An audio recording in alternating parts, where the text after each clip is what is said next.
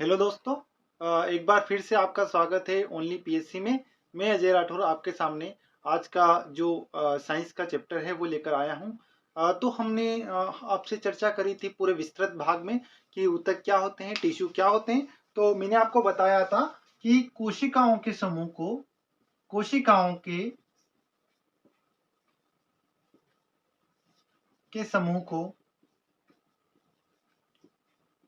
को ऊतक कहते हैं।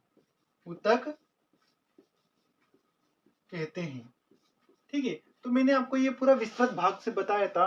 फिर मैंने आपको ये भी बताया था कि ऊतक मेनली पादपों में अलग पाए जाते हैं और प्लांट्स में अलग पाए जाते हैं।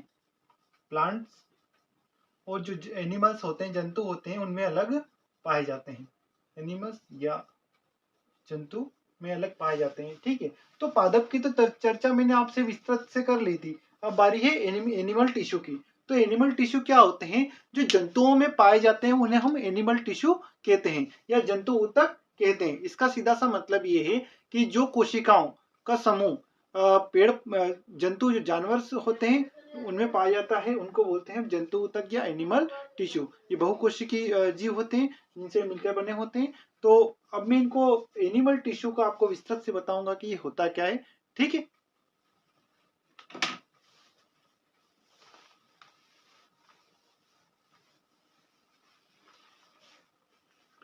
तो जो जंतु ऊतक होते हैं, जंतु ऊतक या एनिमल टिश्यू,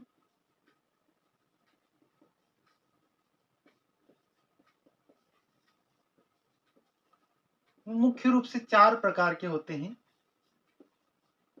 चार प्रकार के होते हैं।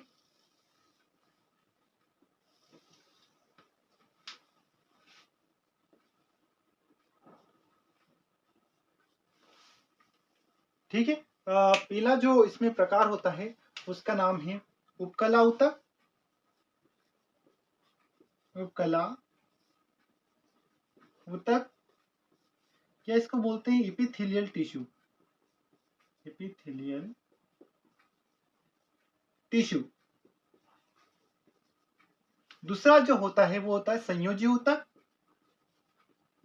संयोजी ऊतक या इसे हम कहते हैं कनेक्टिव टिश्यू। Connective tissue. और जो तीसरा होता है उसे हम कहते हैं मस्कुलर टिश्यू या पेशी ऊतक।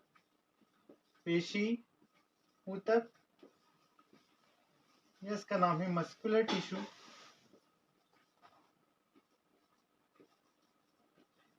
Muscular tissue.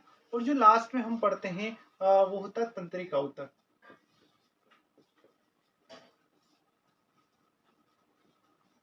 या इसे कहते हैं न्यूरल टिश्यू। ठीक है। तो इस प्रकार से चार ऊतक होते हैं। जंतु ऊतकों में चार प्रकार के ऊतक पाए जाते हैं जिनका अलग अलग काम होता है। जैसे कि उपकला ऊतक ये क्या करता है? शरीर को आवरण प्रदान करता है, बाहरी आवरण। शरीर को आवरण प्रदान करता है।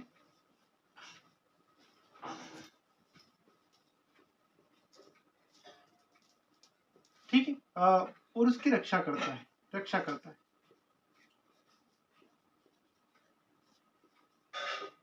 साथ ही साथ ये बहुत सारे काम में आता है, जैसे कि संवेदना को ग्रहण करना,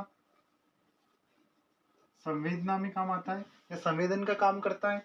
साथ ही उत्सर्जन का काम करता है। उत्सर्जन। ठीक है। इस प्रकार से बहुत सारे काम करता है उपकला ऊतक। या यूं कहूं कि शरीर को जो बाहरी हमारी जो त्वचा है ये ढकी हुई है, किससे ढकी हुई है? उपकला ऊतक से। या शरीर शरीर के अंदर पाए जाने वाले विभिन्न अंग, चाहे वो जीभ हुई, चाहे किडनी हुई, चाहे हमारी यकृत हुआ, लिवर हुआ, उन सब का जो बाहरी आवरण बना हुआ है वो किससे बना हुआ है? उपकला ऊतक से। अगला जो ऊतक होता है वो होता है क्या? संयोजी ऊतक। उससे पहले उपकला ऊतक को कई भागों में बांटा गया। तो मेनली उपकला ऊतक दो प्रकार के होते हैं। दो प्रकार के। ठीक है। उसमें एक होता है covering covering covering epithelial tissue, epithelial, epithelium tissue ऊतक, जिसका मेन काम होता है शरीर को ढकना या आवरण प्रदान करना, शरीर को आवरण प्रदान करना। और जो अगला होता है इसका नाम है ये कवरिंग है तो ये ग्लैंडुलर है, ग्लैंडुलर एपिथेलियल टिश्यू, एपिथेलियम ऊतक, जिसका मुख्य कार्य है ग्रंथि या ग्लैंड्स का निर्माण करना, ग्लैंड्स का निर्माण करना। ठीक है, तो इस प्रकार से उपकला ऊतक को विस्तृत में बताया गया है। अगर आप इसको लिखेंगे तो बहुत अच्छे से इसके कार्य और ये सारी चीजें लिख पाएंगे आप, है ना। एक और होता है संयोजी ऊतक। संयोजी ऊतक काम क्या करता है कि ये शरीर के विभिन्न अंगों, शरीर के विभिन्न अंगों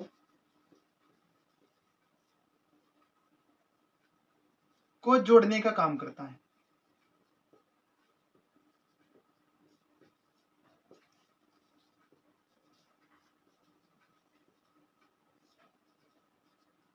ठीक है, तो संयोजन करता है मतलब कि पूरे शरीर को एक ढांचे में बांधता है या उसको कनेक्ट करता है, जिससे कि पूरा शरीर का निर्माण हो सकता है। तो और क्या होगा इससे कि एक शरीर अंगों व शरीर को आकार प्रदान करेगा, अंगों ऑर्गन्स व शरीर बॉडी को आकार प्रदान करेगा, आकार प्रदान करना। ठीक है, इसकी उत्पत्ति कहाँ पर होती है, इसकी मतलब ये निर्माण कहाँ पर होता है संयोजी ऊतक, तो ये मेनली कहाँ होता है, जो भ्रूण होता है, जब बेबी बनता है, जब बेबी की पहली कोशिकाएं बनती है ना, जब अंडाणु और शुक्राणु मिलते हैं उसके बाद जो भ्रूण का निर्माण होता है माँ के गर्भ में, तो उस भ्रूण की जो मेसोडर्म कोशिकाएं होती है, भ्रूण की मेसोडर्म कोशिकाओं,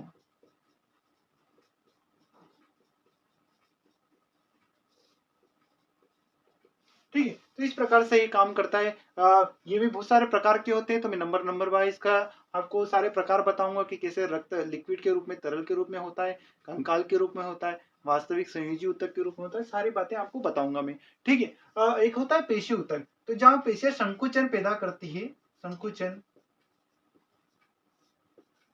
व नियंत्रण, इसी जगह पर पेशी ऊतक या मस्कुलर ऊतक पाया जाता है, जिससे कि संकुचन, ये हाथ को सिकुड़ना है, या जैसे कि हृदय, तो हृदय एक सबसे अच्छा एग्जांपल होता है इसका, कि हृदय में लगातार क्या होता है कि धड़कनें हमारी चलती रहती है, तो उसमें हृदय जो पेशी होती है, हृदय पेशी, हार्ट की जो पेशी होती है, उसमें पेशी ऊतक पाया जाता है या पेशी ऊतक से बनी होती है, हृदय पेशी। ठीक है, एक और होता है तंत्रिका ऊतक। तंत्रिका ऊतक क्या होता है कि हमारे मस्तिष्क से सारी संवेदनाओं को, ये सूचनाओं को शरीर के विभिन्न भागों तक ले जाता है, और जो शरीर के विभिन्न भाग जो सूचनाएं ग्रहण करते हैं बाहरी वातावरण से, वो सारी सूचनाएं ये किसको वापस दे देता है, मस्तिष्क को, इसी तंत्रिका के माध्यम से पहुंचाता है। तो तंत्रिका ऊतक का सबसे अच्छा उदाहरण जो होता है, मस्तिष्क से संबंधित होती है, मस्तिष्क व प्रतिवर्ती क्रिया से।